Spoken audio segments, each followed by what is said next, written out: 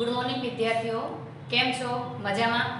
धोरण 9 विषय गुजराती, विषय नामयोगी व्याकरण। नामयोगी एटले के पदनी पाछळ, पदने जोड़ाईने नहीं परंतु पदनी पछी मूकवामां आवे छे तेने नामयोगी कहेवामां आवे छे।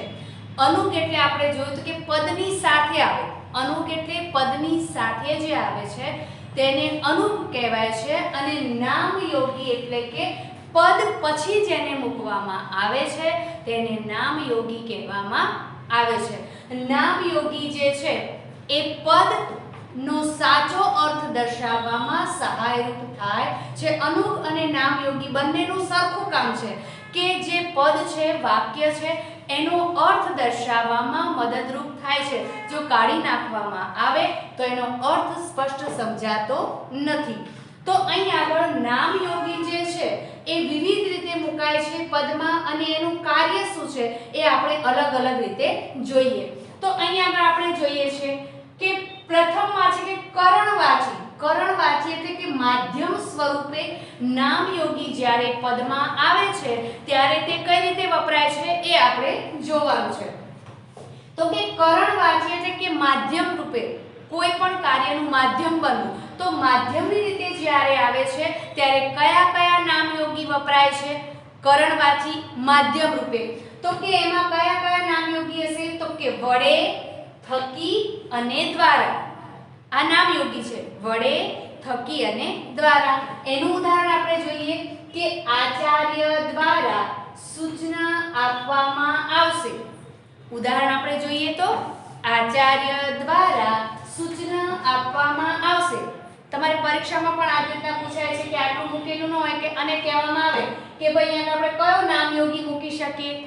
દ્વારા આપેલું ન હોય ને ડાયરેક્ટ એવું જ આપેલું કે આચાર્ય સૂચના આપવામાં આવશે, અહીં આગળ કયો નામયોગી વાપરી શકાય? તો આપણને ખ્યાલ હોવો જોઈએ કે આગળ શું આવશે? દ્વારા। તો કે આચાર્ય દ્વારા સૂચના આપવામાં આવશે। જો એમાં દ્વારા નામયોગી કાઢી નાખવામાં આવે તો આપણને અર્થ સ્પષ્ટ સમજાતો નથી। તો વાક્ય શું બની જાય કે આચાર્ય સૂચના આપવામાં આવશે, પણ શું એ અર્થ આપણને સમજાતો નથી। પણ નામયોગી આચાર્ય દ્વારા સૂચના આપવામાં આવશે। ઓકે, ખ્યાલ આવી ગયો? માધ્યમની વાત થઈ છે, માધ્યમ કોણ છે? તો કે આચાર્ય દ્વારા સૂચના આપવામાં આવશે। એવી જ રીતે આપણે બીજું ઉદાહરણ પણ લઈ શકીએ કે બાણ વડે રામે રાવણનો વધ કર્યો। બાણ વડે રામે રાવણનો વધ કર્યો।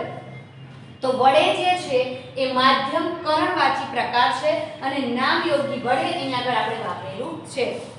બાણ વડે રામે રાવણનો વધ કર્યો, પણ વડે કાઢી નાખીએ તો બાણ રામે રાવણનો વધ કર્યો તો આપણને અર્થ સમજાતો નથી। એટલે નામયોગીનું અર્થ સમજવા માટે સંપૂર્ણ મહત્વ છે।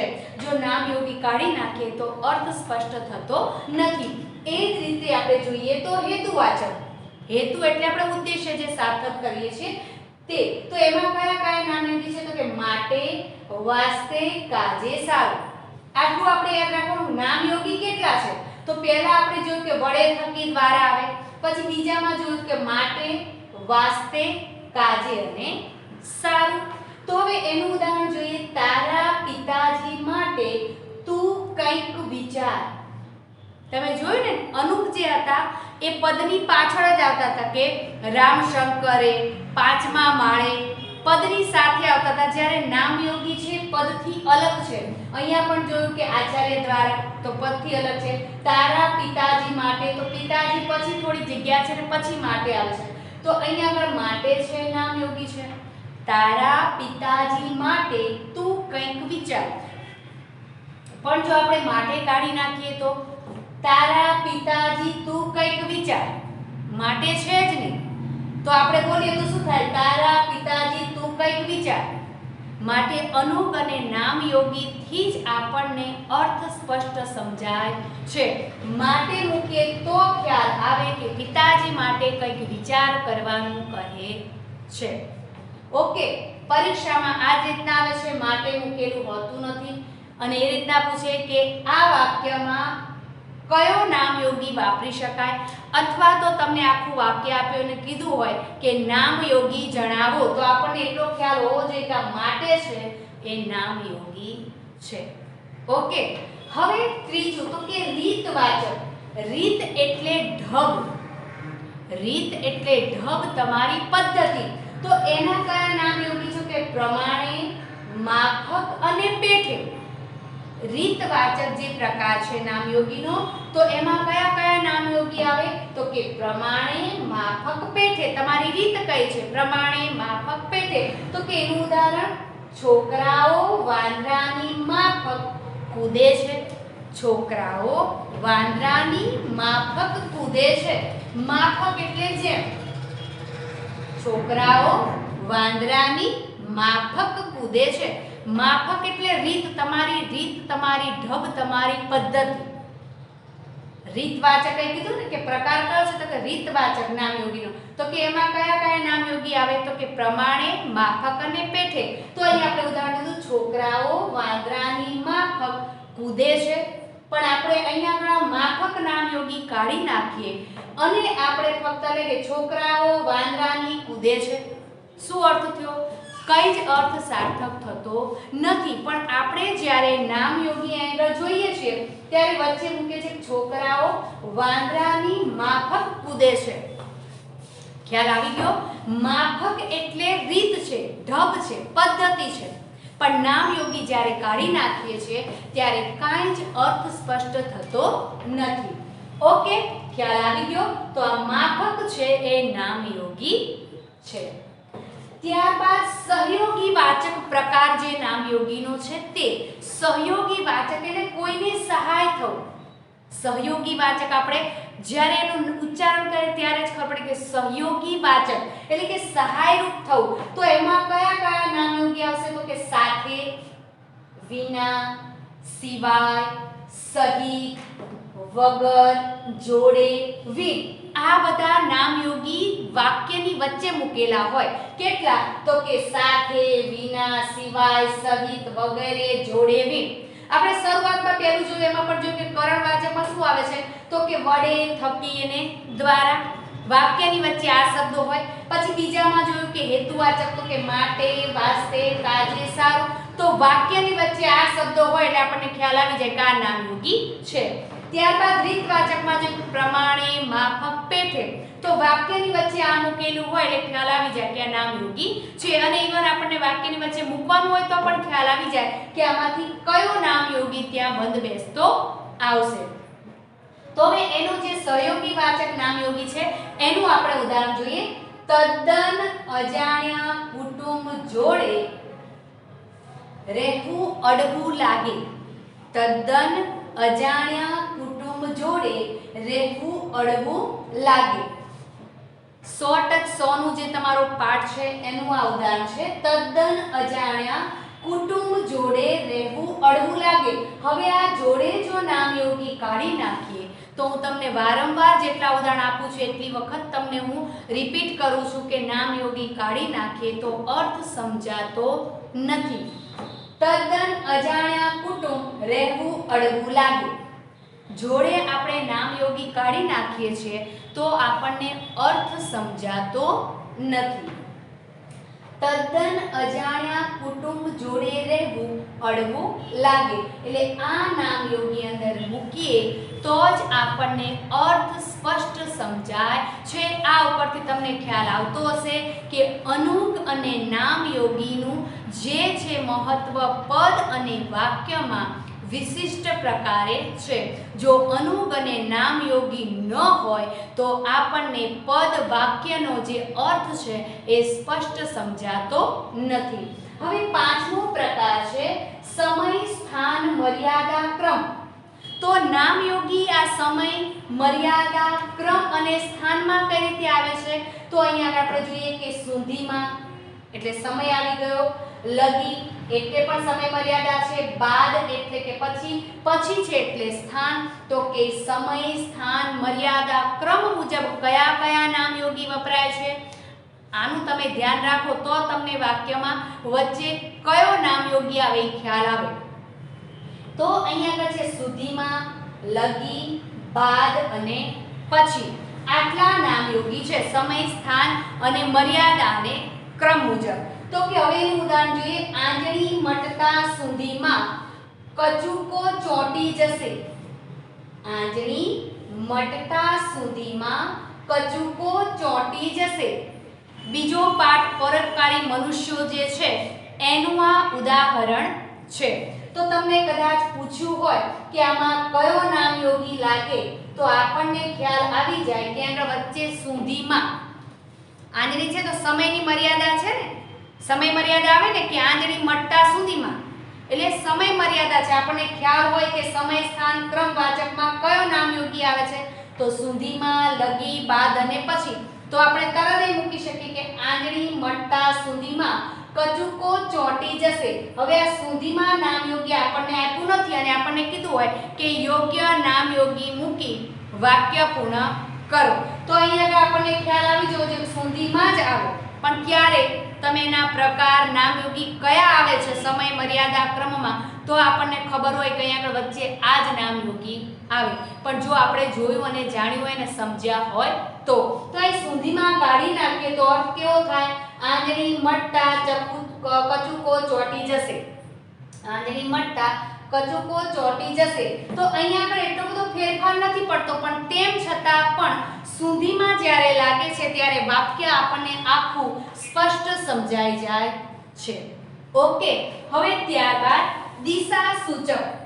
દિશા સૂચક એટલે આપણને દિશા બતાવવા માટે જે નામયોગી વપરાય છે એ કયા કયા છે તો કે પર, ઉપર, બહાર, નીચે, અંદર, પાસે, કને. કને એટલે તળપદો શબ્દ છે, કને એટલે બાજુમાં, તરફ, સામે. આ જે શબ્દો છે આપણને દિશા સૂચવે છે. તમને ખ્યાલ આવી જાય કે આટલા શબ્દો છે આપણને દિશા સૂચવે છે. મારી પાસે છે, મારી બાજુમાં છે, મારી બાજુમાં છે અથવા તો મારા ઘરની ઉપર છે, બરાબર ને, મારા ઘરની નીચે છે. આ રીતના જે છે દિશા સૂચવે છે એવા નામયોગી છે કે આપણને દિશા બતાવે છે કે કઈ દિશામાં છે. તો એવા નામયોગી આટલા છે. કયા કયા? ફરીવાર બોલું છું. પર, ઉપર, બહાર, નીચે, અંદર, પાસે, કને, તરફ અને સામે. મારી સામે બા ઊભી છે તો આપણને દિશા બતાવે છે કે મારી સામે બા ઊભી છે, બરાબર ને. એટલે ખ્યાલ આવી જાય કે આપણને દિશા બતાવે છે. એનું ઉદાહરણ જોઈ લે. છોકરો મમ્મી પાસે ગયો. છોકરો મમ્મી પાસે ગયો. હવે આ આપણે પાસે નામયોગી કાઢી નાખીએ તો એનો અર્થ શું થાય? છોકરો મમ્મી ગયો એટલે શું? નામયોગી કાઢી નાખીએ તો આપણને અર્થ સમજાતો નથી, વાક્ય અધૂરું લાગે છે. પરંતુ અહીં પાસે મૂકી દઈએ તો છોકરો મમ્મી પાસે ગયો તો વાક્યની પૂર્ણતા આપણને સ્પષ્ટ રૂપે દેખાય છે. હવે સાતમું છે સંબંધવાચક. થોડું વિભક્તિના જેવા જ આના બધા જે પ્રકાર છે કે સંબંધવાચક. તો કે તણું અને કેરું. તણું અને કેરું એના પ્રકાર કેટલા છે? તો કે નામયોગીના બે છે. સંબંધવાચકમાં તો કે કયું? તો કે તણું અને કેરું. તો એનું ઉદાહરણ આપણે જોઈ લઈએ. કૃષ્ણ દયાનંદ કેરી પુણ્ય વિરલ ભોમ. તો આ પણ તમારા કાવ્યની જ એક લાઈન છે. કૃષ્ણ દયાનંદ કેરી પુણ્ય વિરલ ભોમ. કેરી કાઢને કૃષ્ણ દયાનંદ પુણ્ય વિરલ ભોમ. તો એનો જે અર્થ છે એ આપણને સમજાતો નથી. કેરી એટલે કે એમની, કોની? તો કે કૃષ્ણ અને દયાનંદની જે જગ્યા છે, ભૂમિ છે, એવી પવિત્ર આ ધરતી છે એવું આપણને કહેવા માંગે છે. પણ આ કેરી આપણે કાઢી નાખીએ તો એનો અર્થ સમજાતો નથી, અર્થ વિહોણું વાક્ય લાગે છે. માટે પદ અથવા વાક્યમાં નામયોગી હોવા જરૂરી છે. હવે છેલ્લું છે અધિકરણવાચક. અધિકાર, મહી એનું એક નામયોગી છે મહી. પ્રકાર છે તો કે કયું છે? તો કે અધિકરણવાચક. અધિકાર જ્યાં જમાવતા હોય એને શું કહેવાય? અધિકરણવાચક. એનું નામયોગી છે મહી. તો એ મહી છે એનું એક ઉદાહરણ લઈએ. સંતના અંતરમહી ઉજાસ. સંતના અંતરમહી ઉજાસ અધિકરણ છે. ક્યાં? તો કે સંતના અંતરની અંદર. તો આ મહી કાઢી નાખીએ તો સંત અંતર ઉજાસ, તો વાક્ય સ્પષ્ટ સમજાતું નથી. મહી કાઢી નાખીએ તો સંતના અંતર ઉજાસ, તો વાક્ય અધૂરું લાગે છે. પરંતુ આપણે અહીંયા મૂકી દઈએ કે મહી, તો સંતના અંતરમહી ઉજાસ એવું વાક્ય આપણને સ્પષ્ટ સમજાઈ જાય છે. ઓકે, ખ્યાલ આવી ગયો કે નામયોગી કયા કયા છે. આપણે પ્રકારની દ્રષ્ટિએ જોઈએ તો ભલે આ રીતે નામયોગી યાદ રાખી લઈએ કે ભાઈ નામયોગી કયા કયા છે. તો કે વડે, થકી, દ્વારા, માટે, વાસ્તે, કાજે, સારું, પ્રમાણે, માફક, પેઠે, સાથે, વિના, સિવાય, સહિત, વગર, જોડે, વિન, સુધીમાં, લગી, બાદ, પછી, પર, ઉપર, બહાર, નીચે, અંદર, પાસે, કને, તરફ, સામે, તણું, કેરું અને મહી. આટલા નામયોગી છે. આટલા નામયોગી આપણને યાદ રહી જાય એટલે આપણને ગમે તે ઉદાહરણ આપે તો આપણને ખ્યાલ આવી જાય કે અહીં આગળ કયો નામયોગી આવશે. એટલે અનુગ અને નામયોગી વગર વાક્ય રચના અધૂરી છે, એનો અર્થ આપણને સ્પષ્ટ સમજાતો નથી. એટલે અનુગ અને નામયોગી જે છે એ વાક્યને સમજવા, એનો અર્થ સ્પષ્ટ કરવામાં વધારેમાં વધારે ભૂમિકા ભજવે છે. નામયોગી વગર અને અનુગ વગર વાક્યનું પૂરેપૂરું અસ્તિત્વ સાબિત થતું નથી. એની આપણને અહીં આગળ જોતા સમજૂતી પ્રાપ્ત થાય છે કે અનુગ અને નામયોગી વાક્યમાં અચૂક હોવા જ જોઈએ. અહીં આગળ નામયોગી છે એનું તમારે ખાસ ધ્યાન રાખવાનું છે કે કયા કયા નામયોગી છે અને ક્યારે ક્યારે આવે છે. તો નામયોગી તમારે યાદ કરી લેવાના છે કે નામયોગી કયા કયા છે. તો ગમે તે તમને ઉદાહરણ આપે તો તમને અચૂક ખ્યાલ આવી જશે. અહીં આગળ નામયોગી આપણે પૂર્ણ કરીએ છીએ.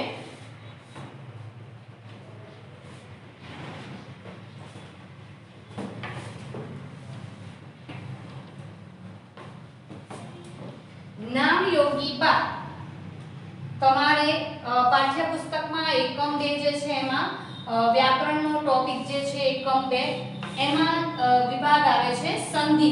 તો હવે આપણે સંધિ ભણીશું.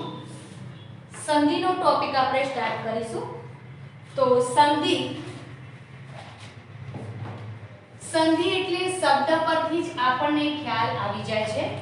સંધિ એટલે બે શબ્દ જોડાય છે અને એના સ્વર વ્યંજનમાં જે ફેરફાર થાય છે એને સંધિ કહેવામાં આવે છે.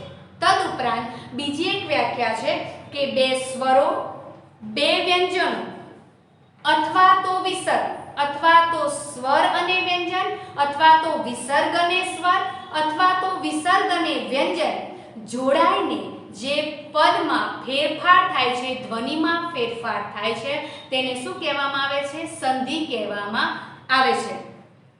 ધ્વનિ ભણી ગયા છે એટલે આપણને ખ્યાલ જ છે કે સ્વર વ્યંજન કોને કહેવાય.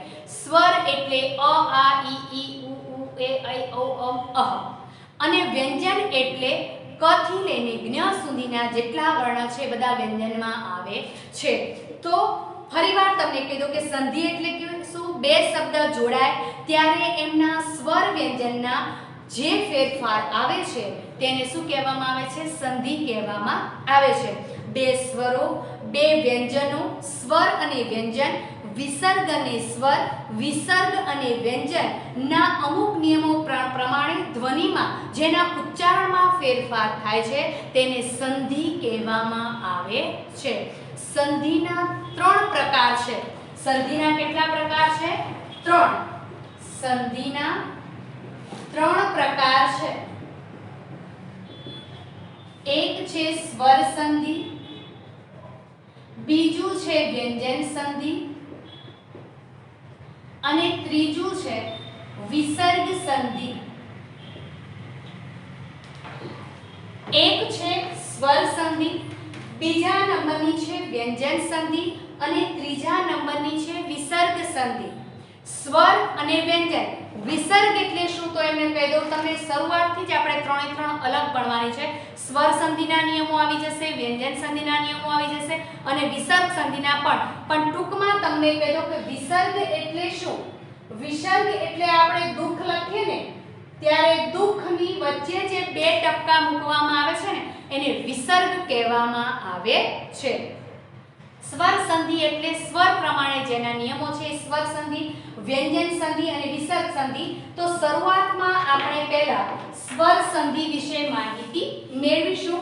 ત્રણ પ્રકાર છે સંધિના: સ્વર સંધિ, વ્યંજન સંધિ અને વિસર્ગ સંધિ.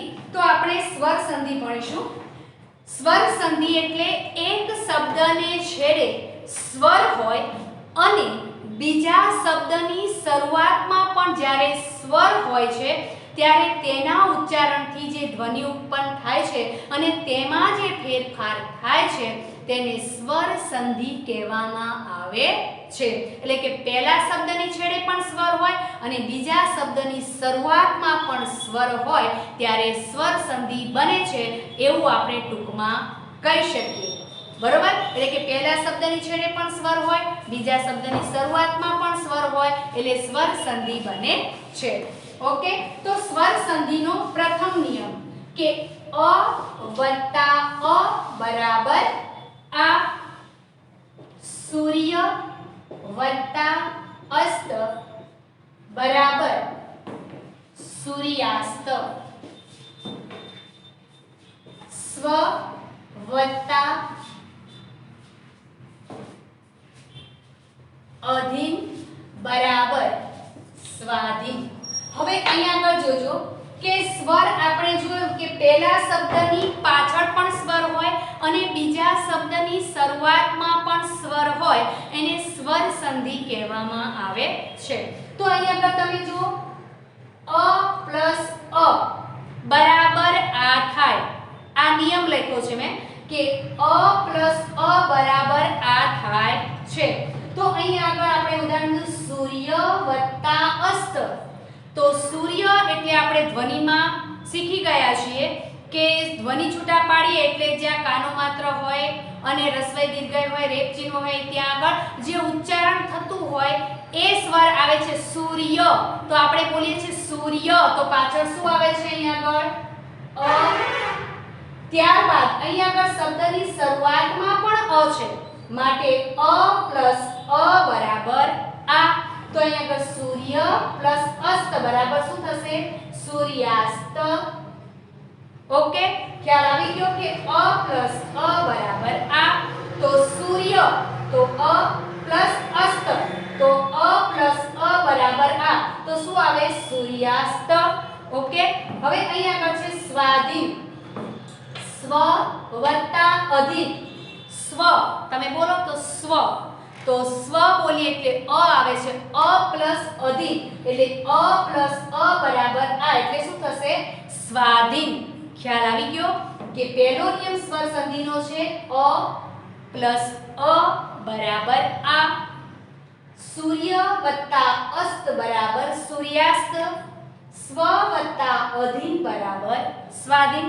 આપણને એક્ઝામમાં પૂછવામાં આવે તો આપણને ખ્યાલ ન આવે આ સ્વાધીન હોય અને સૂર્યાસ્ત હોય તો આપણને નિયમ ખ્યાલ ન હોય તો આપણે સૂર્યાસ્ત એટલે સૂર્ય વત્તા અસ્ત લખીને આવી જઈએ છીએ અને સ્વાધીન એટલે સ્વા વત્તા અધીન લખીને આવી જઈએ છીએ. પણ નિયમ ખ્યાલ હોય તો આપણને ખ્યાલ આવી જાય કે વચ્ચે આ આવે છે તો અહીંયા આગળ અ પ્લસ અ થવું જોઈએ અને તરત આપણને ખ્યાલ આવી જાય કે સૂર્ય વત્તા અસ્ત બરાબર સૂર્યાસ્ત. અને અહીં આપણને એમ કીધું કે સંધિ જોડો તોય આપણે એવું જ કરીને આવી જઈએ સૂર્ય વત્તા એટલે સૂર્યાસ્ત, સૂર્યાસ્ત લખીએ નહીં. અને અહીંયા પણ કીધું સંધિ જોડો એટલે સ્વ વત્તા અધીન એટલે આપણે શું કરીએ? સ્વધીન. સ્વધીન એવું લખીને આવી જઈએ છીએ. પણ સ્વર સંધિનો પ્રથમ નિયમ કે અ પ્લસ અ બરાબર આ, સૂર્ય વત્તા અસ્ત બરાબર સૂર્યાસ્ત, સ્વ વત્તા અધીન બરાબર સ્વાધીન. ઓકે, હવે નિયમ નંબર 2 સ્વર સંધિનો નિયમ 1 અ પ્લસ અ બરાબર આ. બીજો નિયમ છે અ વત્તા આ બરાબર આ. વાત વત્તા આવરણ બરાબર વાતાવરણ. સિંહ વત્તા આસન બરાબર સિંહાસન. પ્રથમ નિયમ હતો અ પ્લસ અ બરાબર આ, તો બીજો નિયમ છે અ પ્લસ આ બરાબર આ. પહેલો કયો હતો? અ પ્લસ અ બરાબર આ. બીજો છે અ પ્લસ આ બરાબર આ. તો અહીંયા છે વાત વત્તા આવરણ.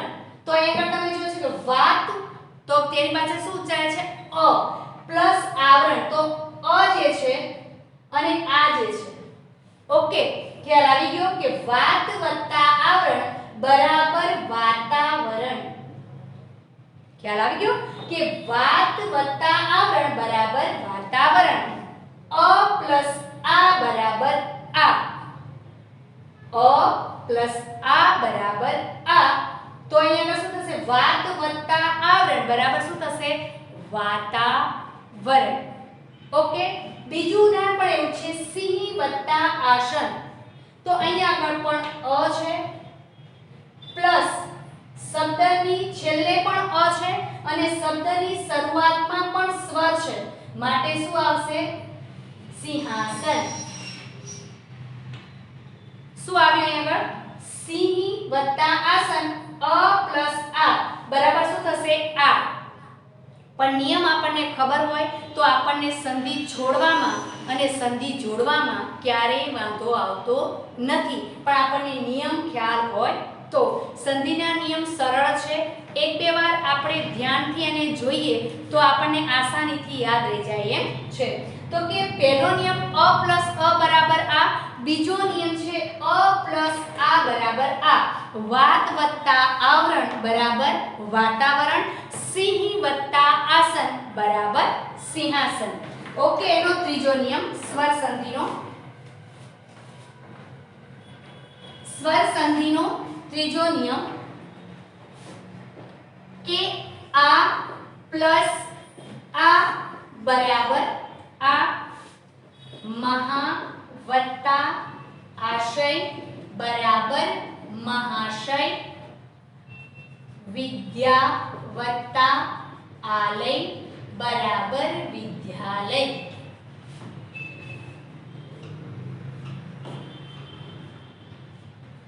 અહીં આગળ જો તમે, પહેલો નિયમ હતો અ પ્લસ અ બરાબર આ. બીજો નિયમ હતો અ વત્તા આ. હવે ત્રીજો નિયમ છે આ પ્લસ આ બરાબર આ. કયો છે નિયમ? આ પ્લસ આ બરાબર આ. તો કે મહા વત્તા આશય બરાબર શું થશે? મહાશય. શબ્દ તમે છૂટા પાડીને બોલશો તો જ સંધિમાં ખ્યાલ આવે, બાકી સંધિમાં ખ્યાલ આવે નહીં. તો કે મહા, તો અહીંયા આગળ તમે જુઓ છો કે મહા બોલીએ છે એટલે પાછળ આ આવે છે અને પછી શબ્દની શરૂઆતમાં પણ સ્વર છે. આ સ્વર છે, તો કે મહા તો આ આશય. તો સ્વર સંધિના નિયમ પ્રમાણે સ્વર બરાબર સ્વર છે. હવે મહા વત્તા આશય બરાબર એ શું થશે? મહાશય. અને જો આપણને સંધિ જોડવાનું કીધું હોય અને નિયમ ખ્યાલ ન હોય તો આપણે મહા આશય લખીને આવીએ છીએ. આજ આ વચ્ચે મૂકી દઈએ છીએ. મહા આશય એવું લખીને આપણે આવીએ છીએ. મહા આશય, તો આ રોંગ. હવે નિયમ નંબર 4, જે બીજો નિયમ સંધિનો છે સ્વર સંધિનો. ચોથો નિયમ બીજાનો ઉલટો છે. આ પ્લસ અ બરાબર આ. વિદ્યા વત્તા અર્થી બરાબર વિદ્યાર્થી. ભાષા વત્તા અંતર બરાબર ભાષાંતર.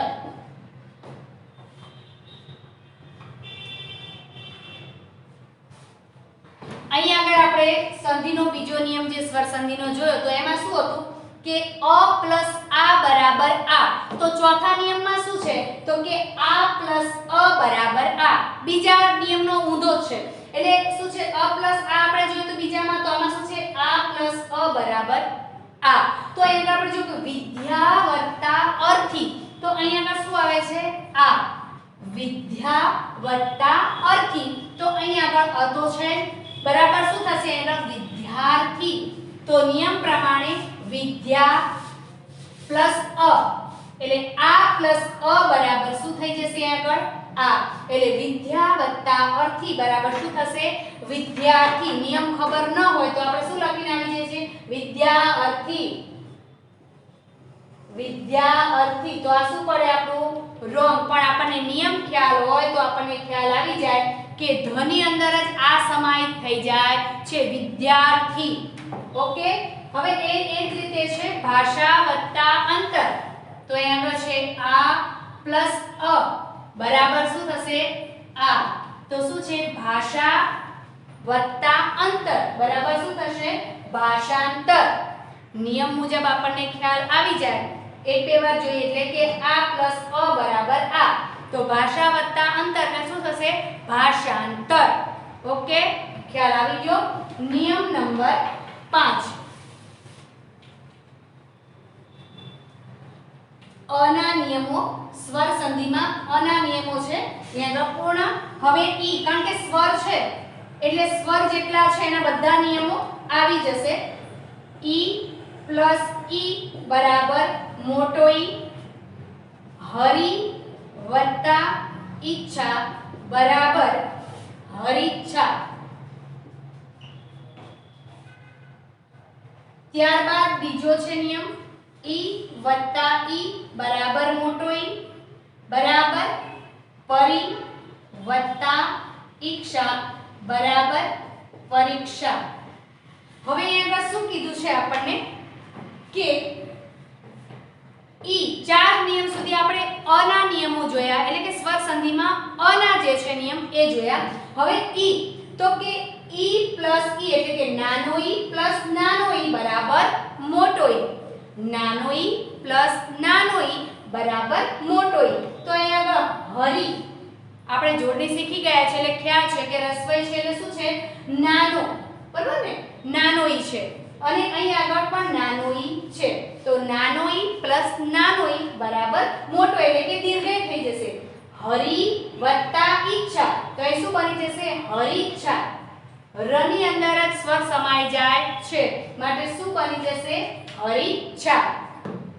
બીજો છે પાંચમા નિયમની અંદર ઈનો કે નાનો ઈ પ્લસ મોટો ઈ બરાબર મોટો ઈ. પ્રથમમાં શું જોયું નાનો ઈ પ્લસ નાનો ઈ બરાબર મોટો ઈ. એમાં છે નાનો ઈ પ્લસ મોટો ઈ બરાબર મોટો ઈ. તો એ પરી તો એ લખ્યું છે રસ્વઈ એટલે નાનો ઈ. ઈચ્છા તો અહીંયા મોટો ઈ છે એટલે કે નાનો ઈ પ્લસ મોટો ઈ બરાબર મોટો ઈ. તો એ પરીક્ષામાં તમે જોયું તો દીર્ઘઈ આવે છે. રસ્વઈ એટલે નાનું દીર્ઘઈ એટલે મોટું. ઓકે ખ્યાલ આવી ગયો કે નાનો ઈ પ્લસ નાનો ઈ બરાબર મોટો ઈ. નાનો ઈ પ્લસ મોટો ઈ બરાબર મોટો ઈ. તો એ પાંચમા નંબરનો જે નિયમ છે સ્વરનો એમાં છે. હજુ પણ ઈનો નિયમ એમાં ને એમાં છે પાંચમા નંબરના નિયમમાં જ. એ આપણે જોઈએ તો કે મોટો ઈ બરાબર નાનો ઈ બરાબર મોટો ઈ. તો કે દેવી વત્તા ઈચ્છા બરાબર દેવીચ્છા. પછી મોટો ઈ પ્લસ મોટો ઈ બરાબર મોટો ઈ. તો એમાં છે યોગી વત્તા ઈશ્વર તો યોગીશ્વર. નિયમ ઉલટ સુલટ જ છે. એક બે વાર જોઈએ આપણને યાદ રહી જાય. ઉલટ સુલટ જ છે કે અહીંયા આગળ જોયું કે મોટો ઈ વત્તા નાનો ઈ બરાબર મોટો ઈ. તો એ દેવી તો દેવીમાં તમે જોયું કે દીર્ઘઈ છે એટલે મોટો ઈ આગળ આવશે. પ્લસ ઈચ્છામાં નાનો ઈ છે બરાબર શું થઈ જશે આગળ મોટો ઈ.